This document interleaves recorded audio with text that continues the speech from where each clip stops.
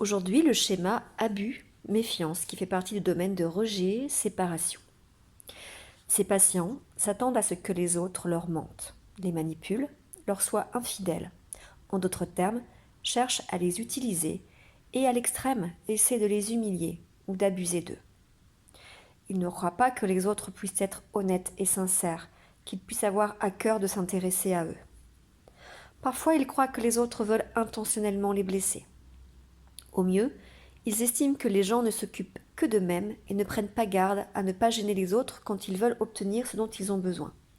Au pire, ils sont convaincus que les gens sont malveillants, sadiques, et prennent plaisir à faire souffrir les autres. Dans la forme extrême, les patients qui ont ce schéma peuvent penser que les autres veulent les torturer et abuser d'eux sexuellement.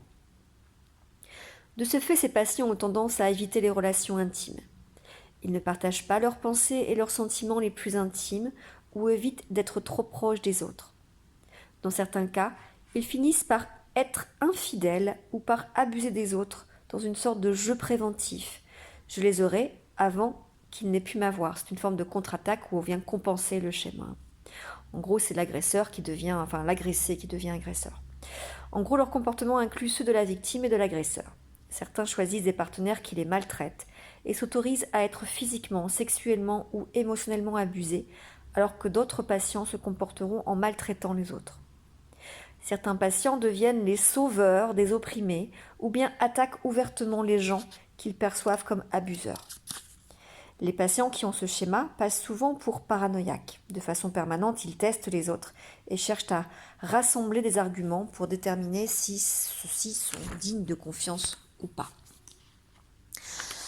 Dans ce cas, le but du traitement est d'aider les patients ayant un schéma de méfiance-abus à réaliser que bien que certaines personnes ne soient pas dignes de confiance, beaucoup d'autres le sont.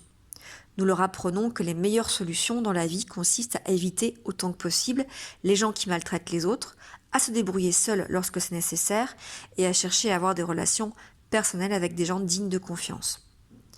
Les patients qui ont pu guérir du schéma abus-méfiance ont appris à distinguer les gens qui sont dignes de confiance de ceux qui ne le sont pas. Ils ont appris qu'il y a un spectre de continuité dans la confiance.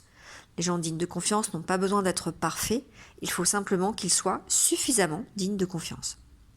Avec les gens dignes de confiance, les patients apprennent à se comporter d'une manière différente.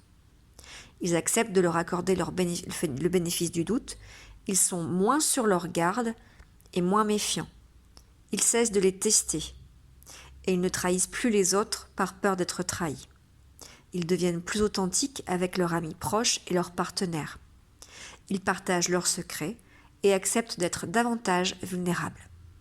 Finalement, ils découvrent que, s'ils se comportent de façon ouverte, les gens dignes de confiance vont généralement bien les traiter en retour.